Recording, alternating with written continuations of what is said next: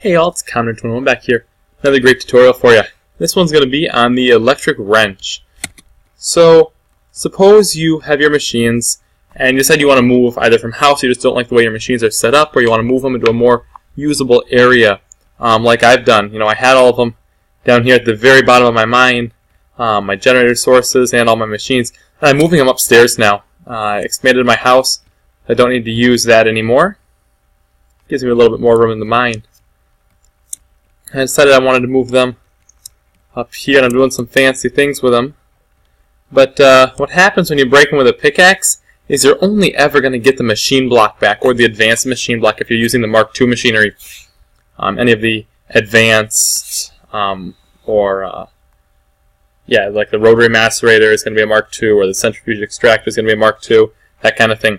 So you can build either a wrench or an electric wrench. I go electric wrench because the only thing you use is electricity. It's not that hard to make here. It's going to require a regular wrench, which is 6 bronze. Again, the bronze is going to be 3 copper and 1 tin, and that's copper dust and tin dust, and that'll get you 2 bronze. So it's not that expensive.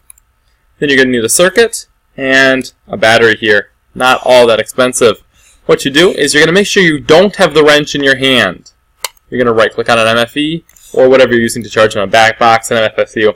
If you've got that wrench in your hand, it is going to eat the machine. When you right-click on it, that's the key for go and pick something up.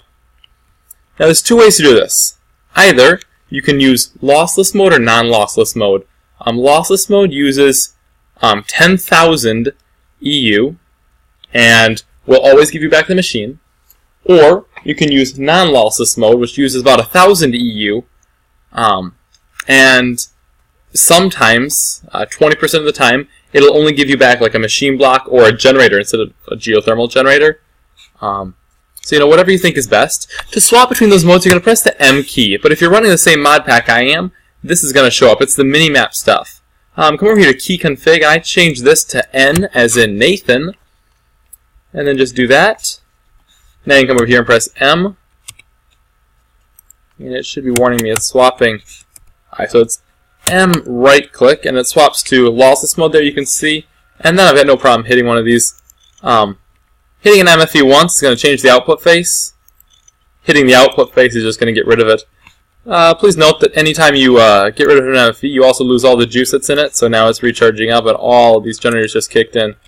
I tend to not use lossless mode on these Mark I or Mark II stuff, so like the MFEs or the geothermals here, I don't use lossless mode on them. I'll take my losses, so I moved all of these up here, and I lost, I think, 8. I lost 4 geothermal generators, and I think I got 2 generators back, so I'll just change those. I lost, I want to say 2 macerators, but that's it. So it's, you know, it's not all that bad. It can be bad. If I'm using, you know, the upgraded Mark II machinery, you know, the rotary macerator, the centrifuge extractor, the induction furnace, those kind of things, I'm definitely going to use the lossless mode because to make the advanced machine block can be a pain. It uses a lot of coal. I mean, I've got a lot of it, but not a lot to burn. So, that's what I got for you in this tutorial, just the electric wrench. Remember, M right-click does that, and you're going to need to change the setup on this. So, Conrad21 signing out. Be sure to like, comment, and subscribe for future posts. If you got any questions or it's just not working for you, feel free to leave that down in the replies, or you can email me at conrad21@gmail.com. See you all later.